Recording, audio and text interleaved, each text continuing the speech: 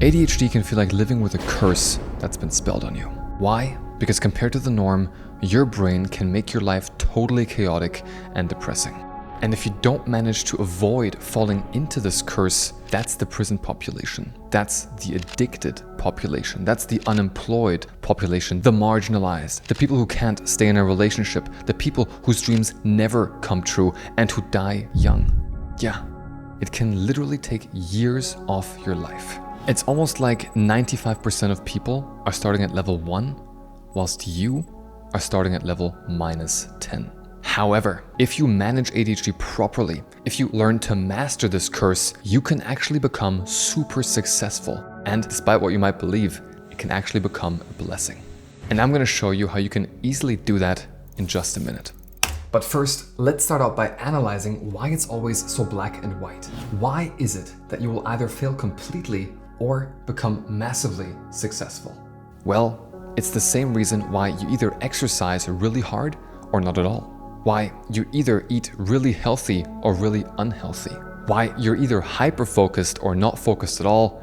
And why you either feel like you're having really good days or absolutely terrible ones. Because if you have ADHD, you can't do the ordinary. You don't do the okay or meh. It's always all or nothing. Because your brain has a dysregulation of dopamine. Meaning your levels of mood, motivation, and focus either spike up or down. There's literally no middle ground. And if you don't know how to hack this dopamine regulation, you will end up in a downward spiral that is difficult to get out of. Because these negative days then comfortably compound over your life, which is when you may find yourself so deep down the pit that you're completely lost, isolated, and feel hopeless.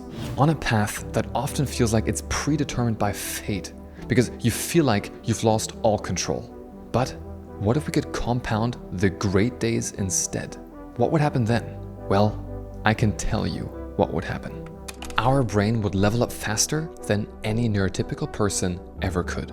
And there's a way to do that. Fellow ADHDers like Michael Phelps, Simone Biles, Jim Carrey, or Bill Gates have figured it out. Or do you think Bill Gates has trouble staying consistent? No, it's easy for him. You simply need to choose the path you want your life with ADHD to take. Either you remain where you are right now, accepting that you'll be stuck there indefinitely if you don't take action and make the few simple changes I'm about to share with you. Or you go down the path of beating the ADHD curse and watch your life transform. You have the power to do that.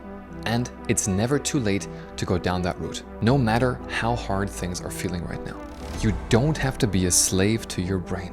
Equipped with the right knowledge, systems, and tools, you can learn to trust yourself again. You can learn to have hope again, and you can beat the ADHD curse in just 3 easy steps. This is what I'm going to share with you right now. Make sure to watch until the end, because all the steps build on top of each other, and steps 1 and 2 would be nothing without step 3. Step 1. If you're watching this, chances are you're stuck chasing fast dopamine and feel out of control. You may not believe that change is possible, and I get it. I've been there. After my diagnosis 7 years ago, I discovered that all the problems that ADHD attracts into my life are driven by my brain's inability to say no to instant gratification, aka fast dopamine. And it all starts anew every single day. Think about it. When you wake up, what's the first thing you do? Do you check your phone or do you make your bed? Do you watch a YouTube video or get dressed immediately? Then what does that lead to? The reason I'm asking is because even though it may seem minor, these small actions in the morning are often the predetermining factor for the rest of your day.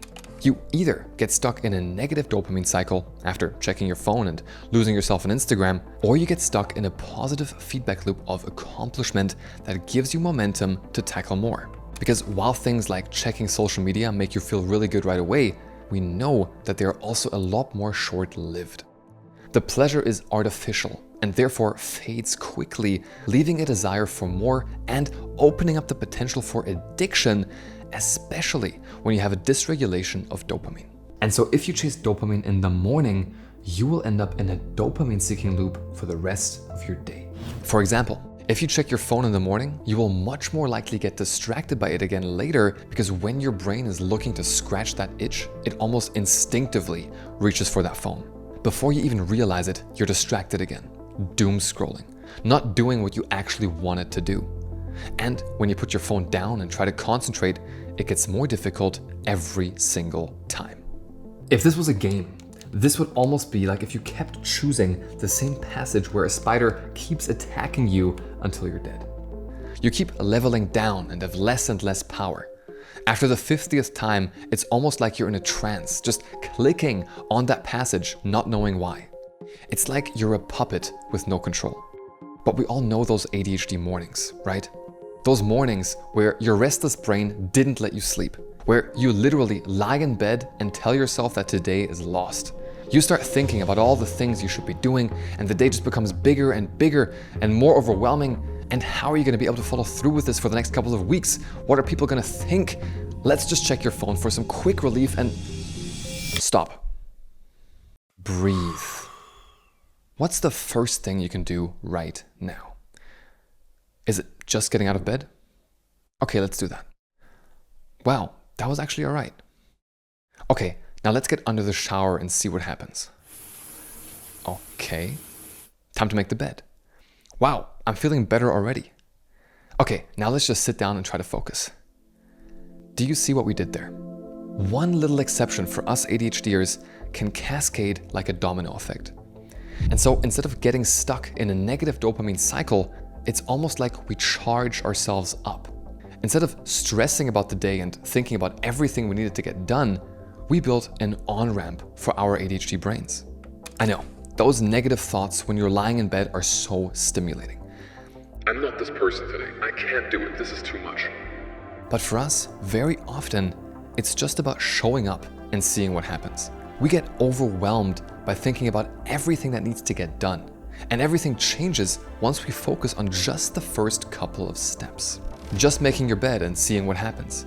Just sitting down in front of your PC and working on something for 5 minutes. Starting with the easy fills up your dopamine so you can tackle more later. It allows you to decrease the level of difficulty you start working at and is absolutely essential for your ADHD brain. This is the first step to leveling up. Step 2. The truth is, it's not just about your morning. Because even if you start your morning right, most of the time you are still chasing the wrong activities, which multiplies your chances of slipping into oblivion because you're more impulsive and driven to fast rewards if you don't see a fun and easy way forward. By the way, what did that word easy just do to you? Did it feel bad that we need it to be easy? Here's something I want you to internalize forever. Something society doesn't acknowledge us for is the fact that we're interest-driven and that we therefore need to chase the easy. Think back to your childhood. You either did great at subjects you loved or terrible in the ones you hated, right? The same principle still applies to your adult life. You can't force yourself to do things because your brain is allergic to shoulds. Needing to do something, not because you want to, but because that's the way it's done. However, the sad truth is that everyone tells us to do exactly that. Friends, family, even loved ones may mean well when telling us that we should be nicer to ourselves. We should see the positive more. But what they don't know is that for every should, our brain depletes its almost empty dopamine reserves even more. Because all of a sudden, it's a task. It's no longer something that we want to inherently do. And so the most important question you need to ask yourself is this: what are things that I look forward to, and how can I find interest in the things I'm currently doing? This question then applies to 2 areas of your life: your activities and your main mission. In both of these areas, you're always presented with the opportunity to charge yourself up, level up, or suck yourself dry, level down.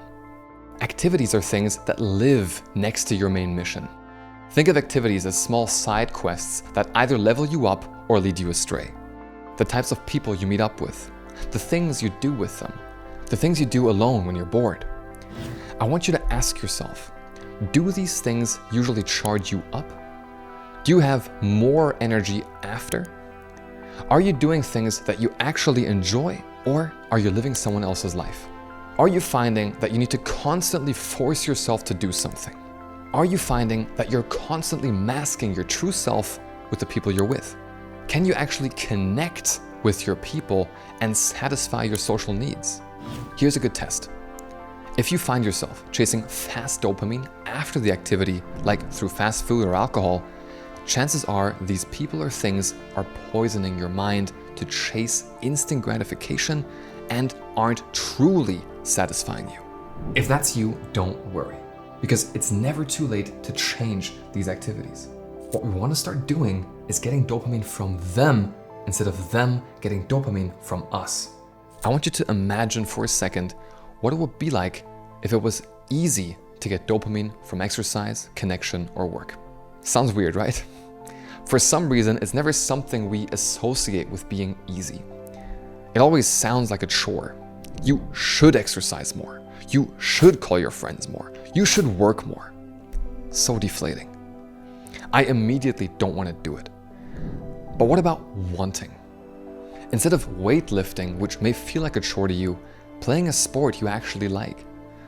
Instead of needing to reach out to people that you don't really care about, devoting your time to the people that truly matter to you, whose lives you're genuinely interested in, where you laugh unconditionally. That's good dopamine right there. You see, chasing good dopamine instead of fast dopamine is not just about needing to make the right decision for us. You gotta make good dopamine easy to chase and bad dopamine hard to chase. It's about creating a new normal where you don't even have to make decisions anymore. Changing your environment to be true to you. Knowing your differences, not abandoning yourself, and understanding that you have these basic needs like connection that you are allowed to get met your way. Now, here's the crazy part. Research shows that you build the best dopamine through things that you enjoy. In other words, once you stop people-pleasing and learn to listen to yourself, your life will change its trajectory. Your reward is a free life, a happy life. And if you have ADHD, you now know that you literally need to live an authentic life to not go under. There is no other option, which leads me to my last and most important step. Step 3. When we land in jobs or careers that promise safety but aren't something we genuinely want to do, as ADHDers, we often end up chasing fast dopamine in our free time through partying or playing video games because we're not getting it elsewhere. We are not charging ourselves up. We're sucking ourselves dry every single day. Even though it may feel like you're leveling up, in reality, you're leveling down because you're sacrificing yourself for the external. Money, status. It doesn't mean much if you don't like what you're doing. And so instead of having an occupation or following a career, you need a mission. Truly something bigger than you, where it's easy to make the right decision of starting that positive feedback loop every morning because you have something to look forward to. I strongly believe that if you have ADHD, you can only truly thrive once you live life on your own terms. We lose the game once days become effortful and win once they become effortless. We need to think about what comes easy to you and then make the decision to actively engage in these domains more, erasing the belief that easy is bad. Now, here's the twist and why the game of ADHD can make you hyper successful exponentially. Once you follow the easy and you have a mission, you actually have an unfair advantage because of your dopamine deficiency. Because while our brain can trap us in negativity, it can also be the reason why we're able to hyper-focus on things that we love. You may have noticed time passing at incredible speeds when you're playing a game you like. The same can happen with your mission. All of a sudden, you need that mission instead of those destructive things we talked about earlier to fuel you, which makes all the difference. And all of this is possible once you get hyper-fixated on building your dream life. For me, it's been becoming a full-time content creator, which shows that even with ADHD, you can stay consistent for over 3 years. I've never missed an upload for longer than a week during this time. But where can you start? Yes, you watching this video. I didn't forget about you. The first step to getting hyper-fixated on building a life you love is by finding out what your personality type is. So you can see where your areas of interest lie and then pursue those areas relentlessly. Actually taking an MBTI 16 personality test and checking what areas of jobs or careers are recommended. Maybe it's writing or video editing, Maybe it's networking or art. Maybe it's stand-up comedy. There is no wrong answer here, and nobody, absolutely nobody, can tell you what that answer is except for you. This may well be a huge aha moment for you. After you figure that out, you need to craft your why. In order to get interested in building a life you love, you need to find interest in it. And so you need a mission statement that resonates with you deeply and authentically. Ask yourself these questions. What is your contribution? Who do you impact? And why does it matter? Reflecting on these questions can provide valuable insights into your why, guiding you towards a more purposeful and meaningful life.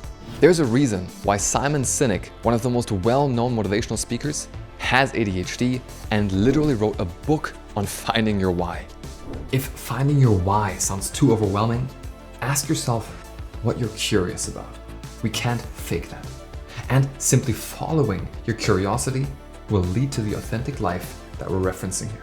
Now, at this point, you may be asking yourself, this is all great, and I'll leave a like because I'm inspired. Thanks for that, by the way. But chances are I'll forget this tomorrow and won't turn my life around. This video was just a quick dopamine hit from my brain, and I'll never be able to achieve my dreams. Well, if that's what you're thinking, I don't blame you. A lot of us ADHDers have stopped believing and have lost hope because of the amount of times we told ourselves that we'll change it all and didn't. That's why I want to help you kickstart this and actually turn your life around this time. By far, the most crucial step to fully integrating the lessons from this video into your life is to consistently and intentionally work on them with focus. However, as we all know, this can be very challenging for those of us with ADHD. But most people have no idea that there's actually an extremely simple way to consistently focus, execute, and stay on track without falling into this loop of procrastination and executive dysfunction we all know too well. It works by using something called curated external triggers. And countless ADHDers are already taking advantage of it. If you're interested in understanding how it works and how you can apply the strategy into your own life, click the link in the video description. In it, there's another free video that explains everything in detail.